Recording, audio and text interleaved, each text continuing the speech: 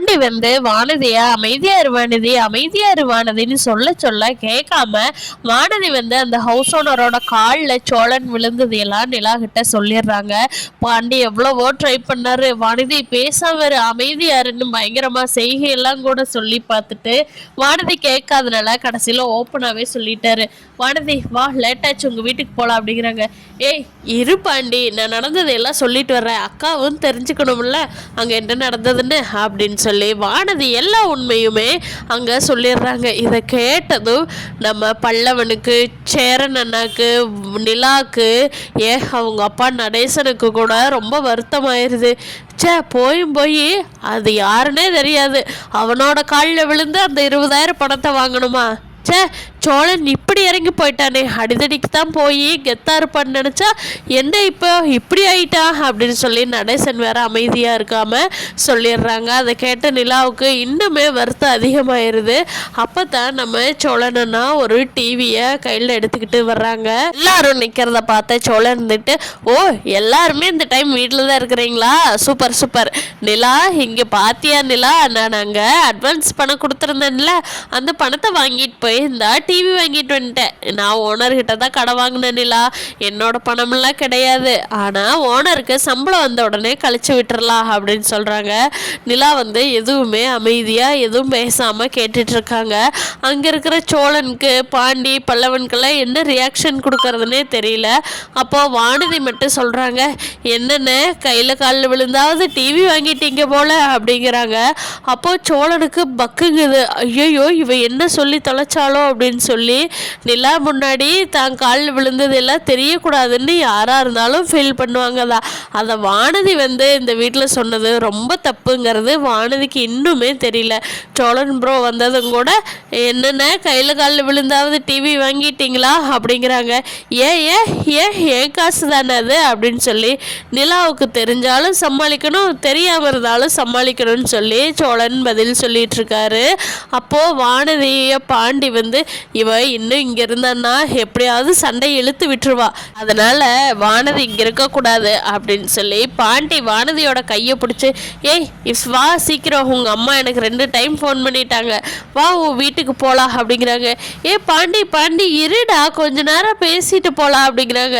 நீ அவ்வளோதான் உனக்கு மரியாதை, வந்துரு வானதி அப்படின்னு சொல்லிட்டு கையை பிடிச்சி இழுத்துக்கிட்டு போயிடுறாரு பாண்டி. நீ இவ்வளோ இங்கே வச்சுருந்தோன்னா சண்டை கண்டிப்பாக வந்துருங்கிறது பாண்டிக்கு தெரிஞ்சதுனால.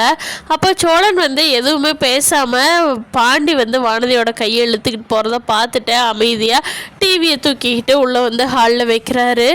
அண்ணா கிட்ட பல்லவன் கிட்டையும் சோழன் கேட்குறாங்க, டே பல்லவா இங்கே பாருடா, புது டிவி நல்லா இருக்கா, 50 இன்ச்சில் வாங்கியாச்சுடா, நீ தானே கேட்டுக்கிட்டே இருந்த, இங்கே பாருடா பல்லவா நல்லா இருக்கான்னு பாரு அப்படிங்கிறாங்க. நல்லா இருக்குண்ணே அப்படிங்கிறாங்க பல்லவன். நாம சேரன் நினைக்கிட்டானே நீயும் பாருண்ணே அப்படிங்கிறாங்க. டேய் எதுக்குடா இதை இப்போ வாங்கிட்டு வந்த அப்படிங்கிறாங்க சேரன்.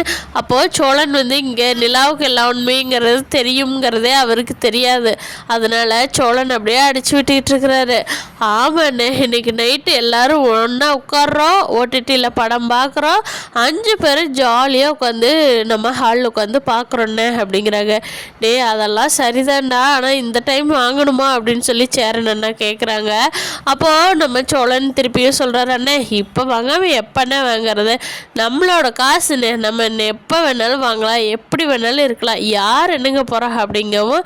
அதுக்கு பல்லவன் வந்துட்டு, அண்ணே எப்படி வேணாலும்லாம் இருக்க முடியாதுல்லண்ணே, உங்கள்கிட்ட காசு இருந்துச்சோ இல்லையோ நீ போய் இதை வாங்கிட்டு வந்துட்ட அப்படிங்கிறாங்க. டேய் அதெல்லாம் ஏன் பிரச்சனைடா, நீ டிவி வேணும்னு ஆசைப்பட்டே இல்லை, இந்தா பார்த்துக்கோ, முடியலன்னா நான் அண்ணனையே நான் கேட்டுக்கு போகிறேன், உனக்கு என்னடா சின்ன பையனுக்கு அதெல்லாம் அப்படிங்கிறாங்க. அதுவும் சரிதானே அப்படின்னு சொல்லிட்டு பல்லவன் வந்து அமைதியாயிடுறாங்க. நிலா பார்த்தியா, நீங்கள் யாருமே ஏன் டிவி ஓப்பன் பண்ணியே பார்க்க மாட்டேங்கிறீங்க, என்ன கம்பெனி என்ன எதுன்னு கூட கேட்க மாட்டேங்கிறீங்க, நானே தான் சொல்லிகிட்ருக்குறேன் அப்படிங்கிறாங்க. அப்போது நம்ம சேரன் இருந்துட்டு, டே எல்லாத்துக்கும் சளி காய்ச்சல் தலைவலிடா, அதனால் எதுவாக இருந்தாலும் நாளைக்கு பேசிக்கலாம், நீங்கள் போய் சாப்பிட்டு படுங்க, நாங்கள்லாம் சாப்பிட்டாச்சு அப்படின்னு சொல்லிட்டு சேரன் அண்ணா சொல்லிடுறாங்க. பாண்டி இதுக்கிட்ட, அண்ணே நானும் வந்து சீக்கிரமாக படுத்துங்கிறதுனா நானும் வந்து படுத்துங்கட்டுமா அப்படிங்கிறாங்க. சரிடா வா வா வா. ஆனால் பாண்டி மட்டும் கொஞ்ச நேரம் இருந்து வருவான். அவனுக்கு போய் கதவு மட்டும் நீக்கி விட்டுட்டா பல்லவா அப்படின்னு சொல்லவும் சரிண்ணே அப்படின்னு சொல்லிட்டு எல்லாரும் அந்த சீன்லேயே அங்கே இருக்க வேண்டாம் அப்படின்னு சொல்லிட்டு சேரன் அண்ணா கஷ்டப்பட்டு அந்த இதை விட்டு வெளியே வந்துடுறாங்க. அப்போது சோழன் வந்து நிலாவை டிவி எடுத்து பக்கத்தில் வச்சுட்டு நிலா ரூமுக்குள்ளே இருக்கிறாக்கோ வேகமாக போகிறாங்க. சோழன், என்ன நிலா என் டிவியை பற்றி எதுவுமே சொல்ல மாட்டேங்கிற அப்படிங்கோ.